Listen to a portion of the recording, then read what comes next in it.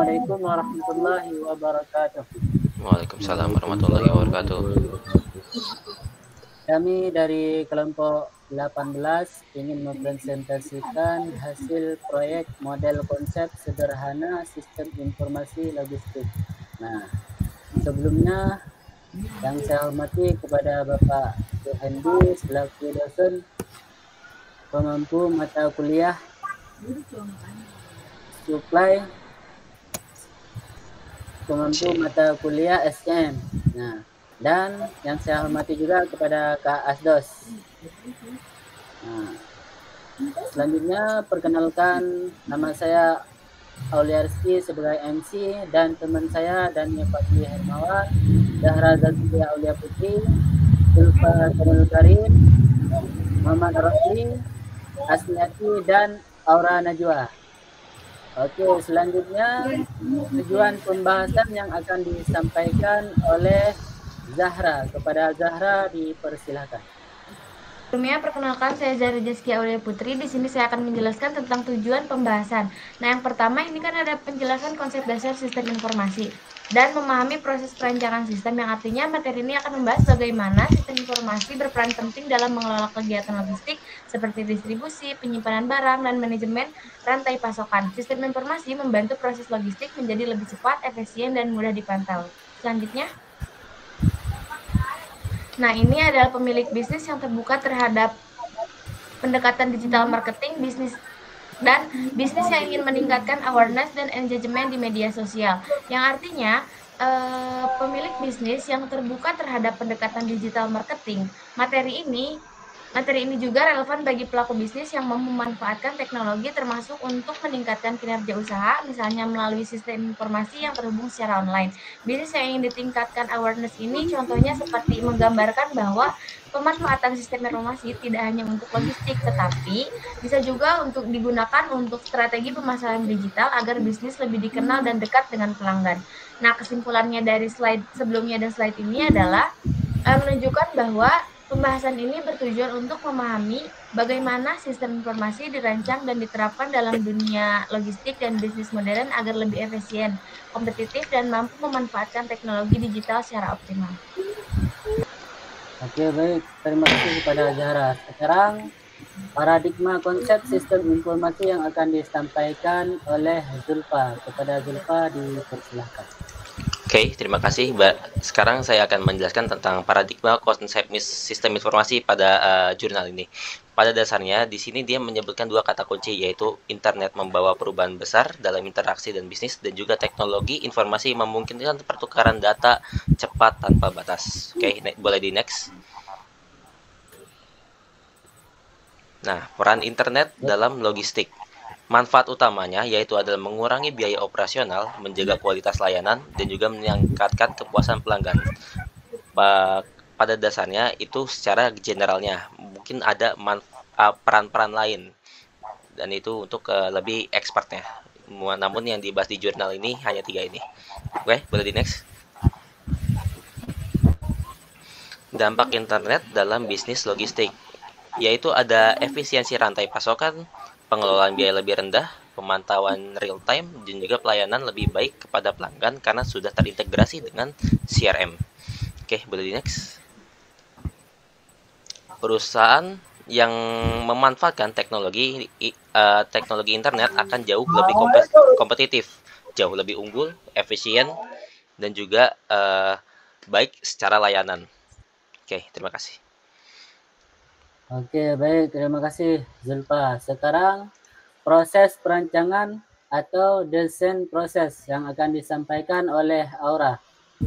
Kepada Aura, Oke, baik. Selanjutnya di sini ada proses perancangan, yang dimana proses perancangan adalah sebuah tahapan penting untuk menghasilkan produk yang sesuai dengan kebutuhan manusia.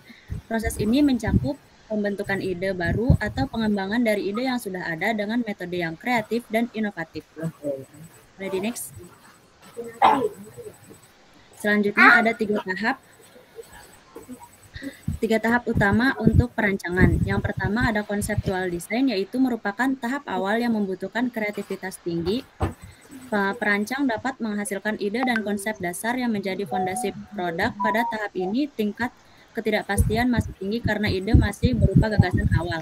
Yang kedua ada embodiment design, yaitu pada tahap ini konsep mulai diuji secara teknis. Perancang menentukan material, ukuran, bentuk, dan mempertimbangkan potensi kegagalan. Yang ketiga ada detail design, yaitu merupakan tahap akhir ketika semua detail teknis ditentukan mulai dari toleransi, perhitungan teknis, spesifikasi, hingga standar kualitas. Next. Untuk tujuan perancangannya, yaitu di sini ada menghasilkan produk aman dan andal. Yang kedua, memenuhi kebutuhan pengguna. Yang ketiga, mencegah kegagalan sistem sejak tahap awal. Next. Oke, yang terakhir ada potensi kegagalan mekanik, yaitu ada yielding, merupakan deformasi permanen karena tegangan berlebih. Yang kedua ada buckling, yaitu tekuk atau instabilitas struktural. Yang ketiga ada creep, perubahan bentuk karena panas dan beban berulang. Terus ada wear, yaitu keausan akibat gesekan. Terakhir ada fraktur, yaitu patah karena tegangan, kelelahan, korosi, atau dampak. Oke, terima kasih kepada Aura. Sekarang konsep sistem yang akan disampaikan oleh Asmiati. Kepada Asmiati dipersilakan. Oke, di sini aku bakal jelasin konsep sistem konteks, yang dimana jadi secara umum sistem itu adalah sekumpulan komponen yang saling berinteraksi untuk mencapai tujuan tertentu. Misalnya kayak konteks logistik, sistem harus bisa berjalan secara efisien, efektif, dan terintegrasi supaya prosesnya lancar. Terus di sini ada beberapa konsep menurut ahli, yaitu ada Putro dan Santoso pada tahun 2021, yang dimana dibilang sistem itu kombinasi dari komponen fisik dan sosial. Terus ada Darudiato pada tahun 2011 menyebut sistem sebagai kumpulan komponen yang saling berhubung buat mencapai tujuan. Terus ada Ashari pada tahun 2021 menekankan bahwa elemen dalam sistem itu harus berinteraksi untuk mencapai hasil yang bersama. Next. Terus di sini ada karakteristik sistem yang baik menurut Darudiano pada tahun 2011, yaitu ada komponen bagian-bagian ini menyusun sistem, misalnya kayak alat, data, dan proses. Terus ada batas sistem atau boundary, yang dimana pembatas antara sistem dengan lingkungannya, biar jelas mana yang termasuk sistem dan mana yang di luar. Terus ada lingkungan luar, faktor luar yang bisa mempengaruhi sistem, kayak kebijakan atau kondisi pasar. Terus ada penghubung yang menghubungkan antara komponen, contohnya aliran data atau komunikasi. Terus masukkan input dan keluar atau output. Input itu apa yang masuk ke sistem seperti bahan atau data, sedangkan output itu hasil dari proses dalam sistem. Next. Terus di sini ada penjelasan input dan output. Input adalah segala sesuatu yang masuk ke dalam sistem, bisa berupa energi, data, atau material yang akan diproses. Kalau output adalah hasil dari proses yang dilakukan oleh sistem. Next. Selanjutnya ada klarifikasi sistem menurut Zendrato pada tahun 2018. Menurut Zendrato, sistem bisa diklarifikasikan atau dibedakan jadi beberapa jenis. Yang pertama ada berdasarkan sifat fisik abstrak, yang dimana seperti konsep atau teori, dan fisik yang nyata yang bisa dilihat. Berdasarkan asal-usul, dalam sistem alamiah menjadi secara alami, misalnya ekosistem dan buatan manusia seperti sistem komputer. Terus berdasarkan kapasitas, ada yang deterministik, misalnya hasilnya bisa diprediksi, dan probabilistik, hasilnya tergantung kemungkinan. Terus ada berdasarkan hubungan dengan lingkungan. Ada sistem tertutup, tidak berinteraksi dengan lingkungan luar, dan terbuka, terhubung dengan lingkungan.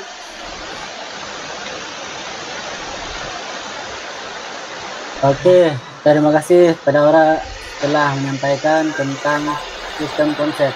Selanjutnya tentang konsep informasi yang akan disampaikan oleh Muhammad Rafi. Kepada Muhammad Rafi, silakan. Oke, di sini ada konsep informasi atau informasi dan konsep. Informasi merupakan elemen penting dalam pengambilan keputusan dan operasional organisasi. Menurut Ruqayyah, 2016, informasi adalah data yang telah diolah sehingga menjadi lebih berguna dan bermakna bagi penerimanya. Data berasal dari kejadian atau peristiwa nyata yang terjadi bahan dasar pengolahan informasi. Penggunaan informasi dipengaruhi oleh beberapa faktor, antara lain ada tujuan penerima informasi. Informasi harus relevan dengan kebutuhan penerima. Yang kedua, ada ketelitian, pengolahan, dan penyampaian data. Ada kesalahan dapat mengurangi nilai informasi.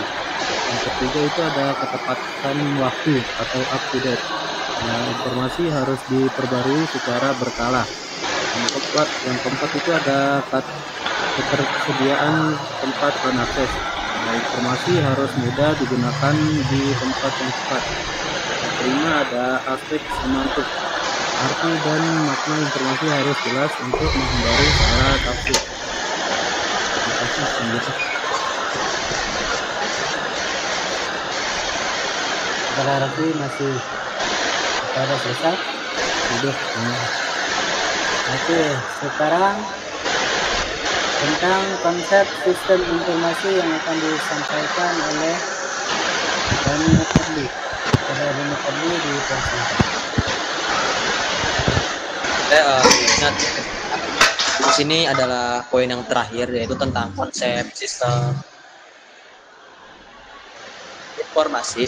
Jadi menurut Ruqayyah 2016 dan juga Sulaksono 2002, jadi sistem informasi itu adalah gabungan kompeten yang bekerja sama yang menghasilkan sebuah informasi yang berguna dan bisa digunakan. Lalu di sini ada 5 blok utama dari sistem informasi tersendiri. Yang pertama itu ada input, yang kedua ada model, yang ketiga ada output, yang keempat teknologi, dan yang terakhir database. Jadi apa sih dari ke 5 poin tersebut ataupun 5 blok tersebut? Jadi sini adalah sebuah proses pengumpulan dan pemasukan data ke sistem baik dari dokumen fisik maupun perangkat elektronik. Dan lalu ini untuk blok model. Ini adalah sebuah proses pengolahan data melalui prosedur, logika, dan metode matematis untuk menghasilkan informasi sesuai kebutuhan. Lalu poin yang ketiga itu adalah blok keluaran ataupun output. Di sini adalah sebuah hasil informasi yang berkualitas dan bermanfaat bagi pengambilan keputusan semua level. Selanjutnya yaitu poin yang keempat adalah blok teknologi yang terdiri dari manusia, perangkat lunak atau disebut software, dan perangkat keras bisa disebut hardware yang mendukung proses sistem. Lalu yang terakhir adalah data atau bisa disebut dengan database, adalah sebuah kumpulan data yang terstruktur yang saling terkaitan dan diakses dari proses organisasi. Okay, next. Oke, terima kasih kepada Dani Fadli yang menyampaikan tentang konsep sistem informasi. Sekarang yang terakhir ada kesimpulan yang akan disampaikan oleh Zahra. Pada Zahra di Saya akan menyampaikan kesimpulan. Sebelumnya saya ucapkan terima kasih kepada Bang Aul. Kesimpulannya yaitu sistem informasi itu sama aja kayak integrasi teknologi. Nah, itu juga sama dengan kayak informasi sama dengan manajemen.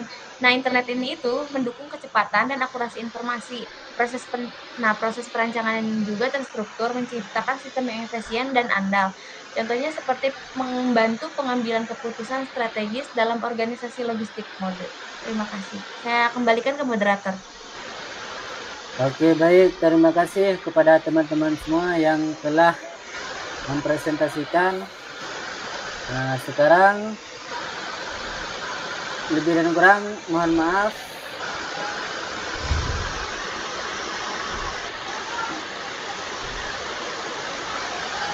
Assalamualaikum warahmatullahi wabarakatuh.